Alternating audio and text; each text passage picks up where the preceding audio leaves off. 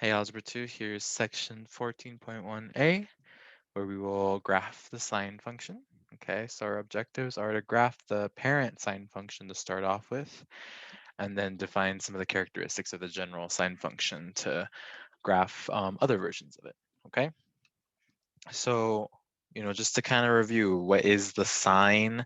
Like, what is the sine function? How do we kind of get to this point? Remember that is pretty much just the ratio of if I have a right triangle. Oops, sorry, my writing tablet is not turned on. There we go. Just kidding. How about now? Maybe I should have tested my writing tablet. There we go. Okay, sorry for the little hiccup. Sine represents pretty much the ratio. If I take a right triangle and I call one of these angles theta, that means this becomes the opposite and that becomes the hypotenuse. Remember, sine is just the ratio of those two sides, the opposite divided by the hypotenuse, right? And so kind of we've gotten to this point where now we want to graph the sine function. I want to kind of make it into a function. So what that means is I'm going to be graphing f of x equals sine of x, okay? What is my graph going to look like if my rule is to take the sine of all the inputs that I plug in? Okay, well, we can get a pretty good idea of what this graph is going to look like from the unit circle. So I'm just going to draw a quick little makeshift unit circle here. It doesn't have to be looking perfect or anything. We're not going to use all the angles off of it. We're actually just going to use the axes. Okay, so I apologize ahead of time for my ugly circle. Okay, that's not that bad, right? I say as I make it even worse. Okay, you get the picture. Unit circle. Nice circle. Maybe it'll look better on your piece of paper. Okay. Whoa, that's not what I wanted. So how are we going to build the sine function from the unit circle? But we're going to pretty much take all of the ordered pairs that we know that are on the axes, okay? So remember, I have a ordered pair here, here, here, and here. I have it in lots of other places as well, right? But those are kind of the main ones, and we know the radian measures there, right? We're going to work a lot in radians when we graph this. So that's 0, pi over 2, pi, and 3 pi over 2. And then when I do a full circle, that's 2 pi, okay? And so what are the ordered pairs there? What are the actual values? Well, this one is 1, 0. This one is 0, 1, negative 1, 0, and 0, negative 1. Okay, so I can use that to now kind of create like a little set of values. So I'm going to evaluate the sine function at each of these angles. I'm going to do it at 0, at pi over 2, at 3 pi over 2, at eventually at 3 pi over 2, but before that, pi, right? And then 3 pi over 2, and then 2 pi. There we go. Okay, so I'm going to do each of those. So f of 0, we'll start there. That means find the sine of 0. Well, the sine of 0 is the y value of the ordered pair at 0 radians. And in this case, it's 0. So I have 0. Pi over 2, the y value at the ordered pair at pi over 2 radians, which is 1. Right, sine of pi over 2 is 1. And we kind of repeat that so on and so forth. The y value at pi is 0. So sine of pi is 0. And so then sine of 3 pi over 2 would be negative 1. And then at 2 pi, sine of 2 pi, coterminal to 0. So whatever the sine of 0 is the sine of 2 pi. So it's just 0. Okay. And even if I keep going, like if I keep like going past 2 pi and keep making revolutions around the unit circle, like for example, if I go to 5 pi over 2, which is in the pi over 2 position, it's actually going to repeat. So I do 0, 1, 0, negative 1, 0, and then I keep going. 1, 0, negative 1, 0, 1, 0, negative 1, 0, and it repeats forever and ever, okay? The sine function is what we call a periodic function, okay? And what that means is that it just repeats same pattern. Okay, and so what does that kind of mean for us? Well, now we get a nice little function using these ordered pairs, right? So what I'm gonna do is graph it. Okay, so I'm gonna make a nicer horizontal line here. Okay, and so I'm going to increment it based off of my x values here. I'm going to do 0, pi over 2 pi, 3 pi over 2, and 2 pi. Notice how each of these are the same distance apart from each other, right? These are all the same distance apart, which is the distance of pi over 2. Okay, this is pi over 2 apart, this is pi over 2 apart, pi over 2, pi over 2. Okay, so did I give myself enough space here?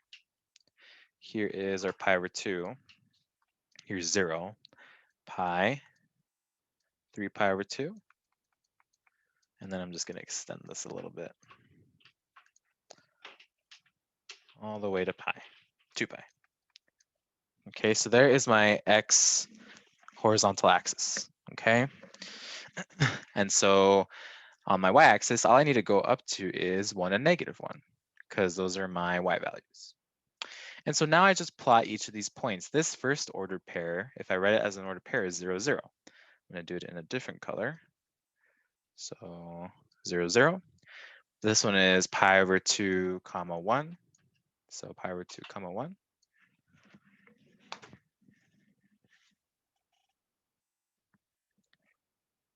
And then we have pi comma 0. And then 3 pi over 2 comma -1. Kind of doing it over the half. And then 2 pi comma 0. And so there we can now graph our function. It's going to look a lot like this. And maybe you've seen something like this before, kind of this little wave looking thing, okay? And like we just discussed, this is actually going to repeat forever and ever. So it's just going to keep on going like this, okay? And so this is an example of what we call a periodic function. It just repeats the same thing over and over again, okay? And so this right here is one cycle, okay? Notice how it starts at 0, does its thing, it goes up, then down, then it starts all over, because now from here it's going to go up, then down, and then up, and then down. This here from 0 to 2 pi is called a cycle, and specifically this is one cycle, okay? The amount of time it takes for it to repeat one pattern, right? So one cycle. Okay, and so then these things right here, these 5 points, notice how, like I said, they kind of are the same distance away from each other. And another thing is that they cut this graph into 4 equal pieces. If I kind of ran a vertical line through each of these points, notice how there's 1, 2, 3, 4 equal pieces of the graph, right? And so we, for that reason, are going to call these quarter points, okay? And we're going to talk a lot about that here in a little bit. Quarter points. These are pretty much what's going to build the graph for us. Once we know our quarter points, we can draw the rest of the sine graph. Okay, and so there is our sine graph. This is the parent sine graph because this is just f of x equals sine of x. All right, and so now let's go ahead and look at some other definitions. We have the amplitude. Okay, we can talk about the amplitude of our sine wave or our sine graph. And that is called, it's the amplitude, which means it's half the distance between the highest and the lowest point on the sine graph. So in this case, my highest point is at +1.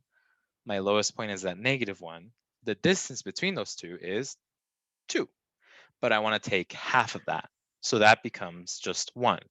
So my amplitude for this is equal to 1. And then the period is the length of one cycle of the sine graph. Okay, so the length of one pattern. How long does it take for me to go to 0, go up, down, and then end back at 0? In this case, notice that the cycle goes from 0 to 2 pi. So my period here is 2 pi. All right. And so that's the case for the general sine graph. Let's go ahead and talk about, sorry, the parent sine graph. Now let's talk about the general sine graph. What is it going to look like in general? So my general form is going to be f of x equals a times sine of b times x. Okay, so that's in general what we're going to see. And so the amplitude of that sine graph, we can easily find that by taking the absolute value of a. Okay, remember absolute value means make any negative values positive and keep all positive values positive. And so if we look at our parent sine function, the number in front of sine, there's no number, so it's 1. The absolute value of 1 is 1, so our amplitude is 1. Okay, and then the period, I guess actually these should be equal signs, right? The period is going to be 2 pi divided by b. Okay, and so in this case, my b was 1, 2 pi divided by 1 is 2 pi.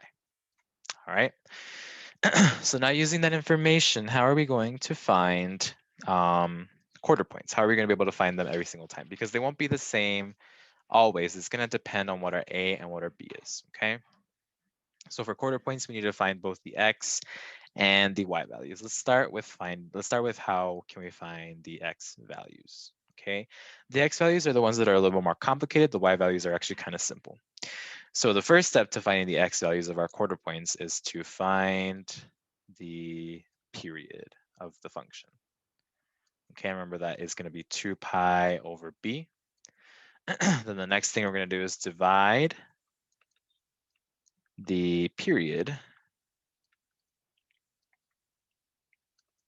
by 4. Okay, sorry, my cat is, what are you doing? Playing with something under my desk. Sorry about that. We're going to divide the period by 4. This becomes the scaling of the x-axis. This is going to be the x-axis scale. Okay, we'll talk about what that means here in a little bit.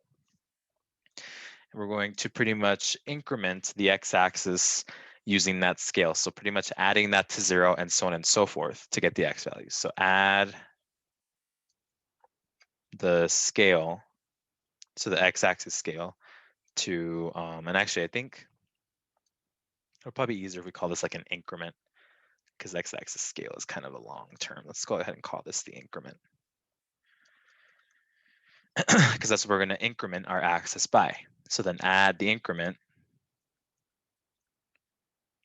Sorry, I kind of combined add and increment. It looks like it's the one word. Add increment to 0. It's always going to start at 0. And so on to get 5x values total. And in this case, that probably be easier to say 4 more x values, right? Because the 0 is going to be your first x value. Okay, so there's my process for my x values. Now for the y values, it's going to be really easy. There's only one step. My one step is to multiply original y values, and by original we mean the y values we got up here. So in that order, 0, 1, 0, negative 1, 0, multiply those by the a. Multiply original y values, and we can actually list them here just to help you. 0, 1, 0, negative 1, 0 by a. Okay, not absolute value of a in this case, but just a itself. Okay. All right, so let's go ahead and try to graph a new sine function, okay? Here's our first example. We're gonna graph one cycle of f of x equals 2 times sine of x. We're gonna identify the amplitude in the period and then label all 5 of our quarter points, okay? So the first thing we're gonna wanna do is to identify our amplitude and period, because we're gonna need that for finding the quarter points, right? So what do we have for our amplitude and period? Okay, so we have our amplitude is going to be the absolute value of 2. So amplitude equals absolute value of 2, but 2 is already positive, so it's just going to be 2. And then our period is 2 pi divided by b, but 2 pi in this case is 1, so it's just 2 pi. Okay, so there's our amplitude and period. The one we need for our x values is the period. So let's go ahead and use that. But actually, we don't really need to do a whole lot with the x values here, because notice that our period is the same as the parent function, right? So same as parent function. And why does that matter? Well, that kind of saves us a lot of work, right? So if I start making a little bit of a table of values, okay, my b, my period, or sorry, my b is equal to 1. So that just means that my x values are going to be the original ones. So 0, pi over 2, pi, 3 pi over 2, and 2 pi. Okay, making a little bit of a table here for my quarter points. I'm going to make the lines a little bit nicer. So now my y, my amplitude is 2, and here's where it changes, right? So instead of having the original y values, which were 0, 1, 0, negative 1, 0, I'm multiplying each of these by 2. So now I have 0, 2, 0, negative 2, 0. And so here are my quarter points, okay? So now I'm gonna graph this.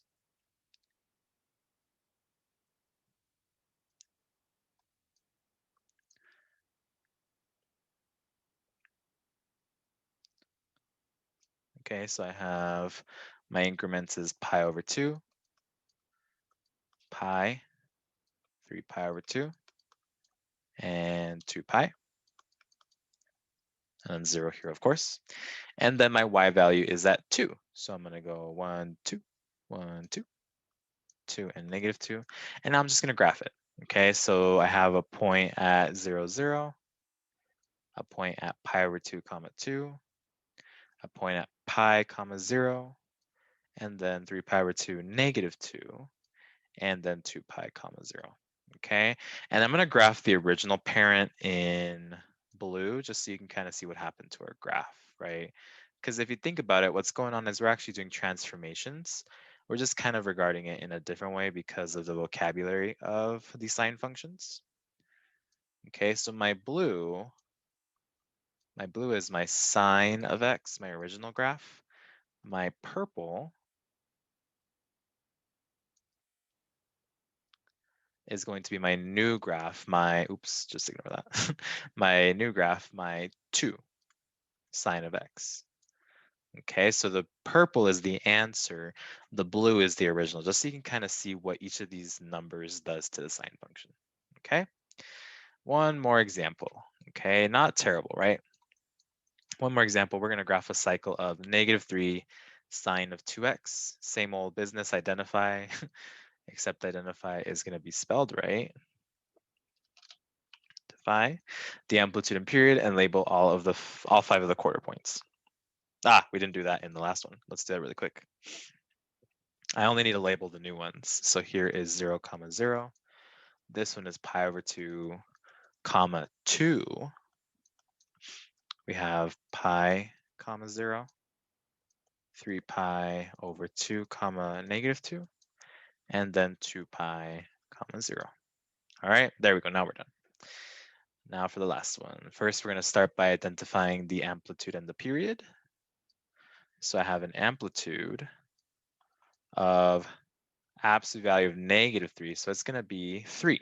Okay, here's an example where it changes. And then our period is 2 pi divided by our b, which is 2. So our period is now pi. So now we have to do some work here, okay? So let's go ahead and write down a little table of our quarter points, what they're going to be. Okay, so our x, I'm going to write down that my b was 2, just to indicate that this is the reason why my x values are going to look a little different, okay? So how do we find the increment? We take our period and divide by 4. So our increment is pi divided by 4. So pi fourths, right? So my first x value is still going to be 0. And then I need to find all my next x values by adding the increment. So pi over 4, 0 plus pi over 4 is just pi over 4.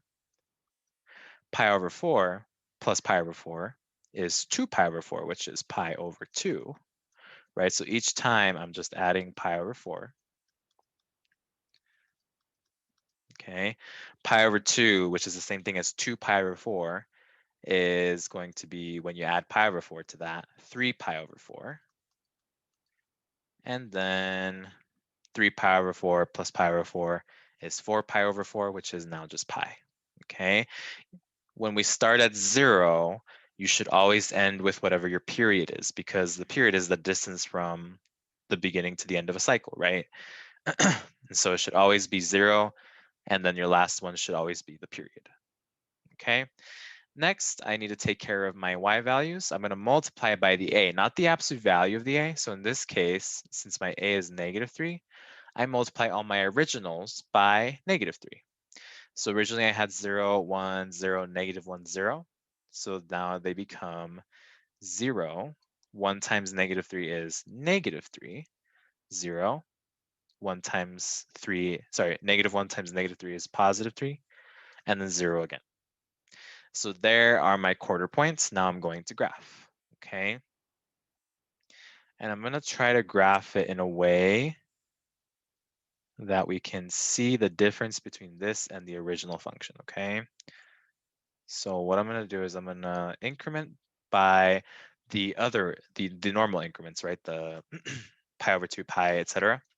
I'm going to do it that way so that we can see the difference. Okay, so originally this was pi over 2 pi, 3 pi over 2, 2 pi. And so the increments that I'm going to want to do is exactly halfway between each of these, because halfway between 0 and pi over 2 is pi over 4. So here's my first increment. Here's pi over 4, pi over 2, 3 pi over 4, and then pi. So notice how my cycle is actually going to happen all in here between 0 and pi instead of 0 and 2 pi. So let's see what that looks like. Okay, so I have a point at 0, 0. Oh, I forgot to add in my 3, -3, 0, 0, pi over 4, comma, -3, pi over 2, comma, 0, 3 pi over 4, comma, +3, and then pi, comma, 0. And there's my graph. Okay, that's one cycle. Whereas one cycle of my parent function, if you remember, here's one, it's going to look like this. Okay, so not only did I stretch it vertically, not only did I kind of stretch it up and down, but then I also kind of squeezed it horizontally so that it looks a lot skinnier, right? And so here is my new function. Okay, so you kind of see the differences between the original parent sine function and this new transformation. All right, hopefully this sounds good. We're going to do plenty more of these in class. Let me know if you have any questions, okay? See you later.